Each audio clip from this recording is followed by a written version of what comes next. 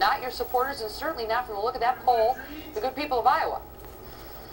Well, we're very pleased, of course not totally surprised, because our internal polls have been pretty favorable.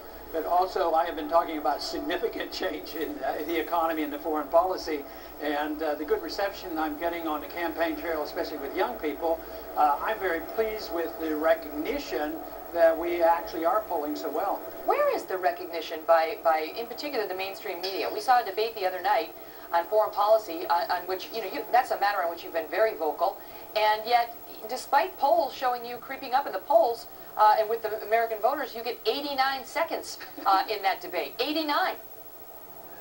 I wished I knew the absolute answer to that, because I'm always asked that, but we'd have to ask the people who are managing the debates on why there was this exclusion.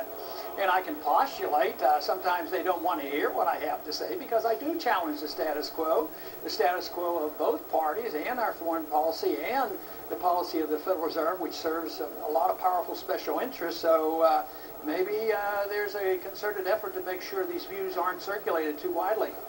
I want to ask you about, you've sort of been a watchdog financially on Capitol Hill for a long time, complaining about overspending and revenue issues from the Fed on down. Right now, one of the lead stories today is this super committee and projections that it is headed perhaps for what the co-chair described as possible abject failure.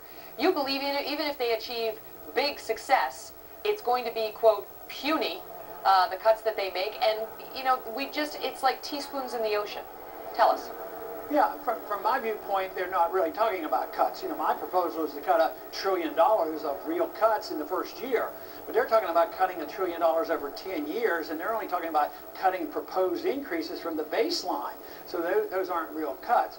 But I think there's two things. One is they don't want to admit the country's bankrupt and there's not a strong necessity for us to do something. And the other thing is that they won't consider changing policy. So you can't tinker around the edges and get rid of waste and fraud in a program here or there. What you have to do is decide what the role of government ought to be. Should the government be the policeman of the world? And should our government be passing out welfare from cradle to grave?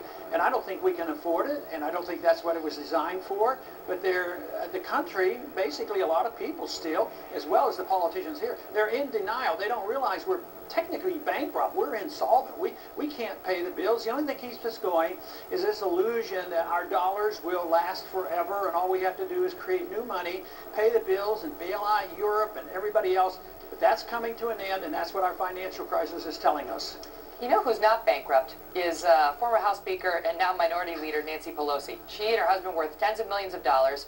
And there was a 60 Minutes report this week, and it's catching fire in the mainstream media as well, on how members of Congress, including not just Nancy Pelosi, but they profiled John Boehner as well, the Republican leader, they're not subjected to the same insider trading regulations that the rest of the world is, and it's resulted, they pointed out, in Boehner investing in health insurance company shares before it was announced that the public option had been axed, and he made a bunch of money, and Pelosi and her husband doing the same thing with a Visa initial public offering when she had some inside information about how Visa was about to come out smelling like a rose. Should members of Congress be allowed to do this, sir? Well, they shouldn't do it, obviously, because it's unethical. But I'm not positive that the members of Congress aren't under the laws. If you commit fraud and inside trading, I can't see where in the law it's written, except for congressmen. Maybe the enforcement there's an exception in there, but it's wrong. And the real correction for this is having only ethical people in government rather than those that go with the whims of the lobbyists. But when you enrich yourself by a position in government, that's pretty bad. And obviously the people have a right to know about it, and they have a right to react to it. And if they're breaking the law, they should be punished. Ron Paul, always a pleasure speaking with you, sir. Thanks for being here. Thank you, Megan.